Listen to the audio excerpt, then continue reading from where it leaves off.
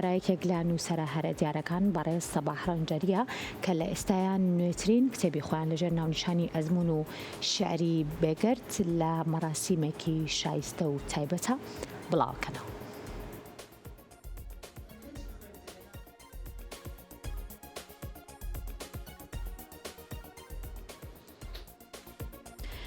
لقی هەولێری یەکێتی نووسەرانی کورد کۆڕێکی بۆ ناساندنی کتێبی ئەزمون و شیعری بێگرد لە نووسینی نووسەر سەباح ڕەنجەری ڕێکخست. لە کۆڕەکە نووسەر باسی لە ناوەڕۆکی کتێبەکەی کرد کە هەوڵ و ماندووبوونی چەندین ساڵی بووە. لەلایەن خۆشیەوە پەری عومەر خیلانی نووسەر ئاماژەی بە ئەزمون و شیعرەکانی سەباح ڕەنجەری کرد کە دەبێتە هۆی ئەوەی خوێندکاران و خوێنەران و توێژەران و توانن کاری زانستی و ئەدەبیشی لەسەر بکەن. من ئێستا ناتوانم قسەکانی بکەم، بەڵام بەخوای زۆر بە من قسە لەبارەی شێوەی بۆش.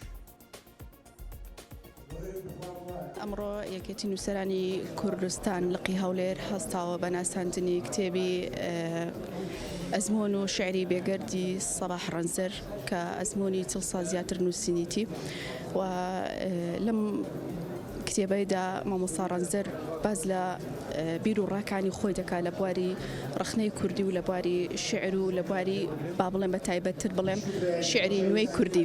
پێشنیار دەکەم بۆ زانکۆکانی هەرێم بە تایبەت بەشی کوردی کە ئەم کتێبە وەکو منهەجی خوێندن سوودی لێ ببینن، چونکە وەکو شاعیرێکی بە ئەزمونی کوردی بە تایبەتتر دەتوانم بڵێم گۆرانێکی دیکەیە بۆ شعر و ئەدەبیاتی کوردی گرنگی پێ بدرێت و زیاتر بناسێندرێت. مامۆستا سەباح ڕەنجەر بە کەسێکی مەغدور دەبینم، چونکە ئەوەندەی دژایەتی کراوە پشتیوانی نەکراوە، بەڵام خۆشبەختانە لە دوای دەرکردنی دیوانی زێوان کە لە ساڵی 1980 دەری کردیان، دوای ئەوەی کە دژایەتێکی زۆر کرایە ڕەت کرایتەوە، خۆشبەختانە لە پاشی ئەوەی کە کوردستان ئازاد دەبێ زێوان دەبێتە سەرچاوەیەکی زۆر گرنگ لە توێژنەوە و ڕەخنە و لێکۆڵینەوە لە ناوەندەکانی ئەکادمی لە کوردستان و دەستخۆشی لێ دەکەم. هیوادارم کە یەکێتی نووسەرانیش بەردەوام بێ لەسەر ئەو جۆرە چالاکیانەی. تەنیا مەخزنێکی بێتەرکی بیچ من هەوڵم داوە یەکیان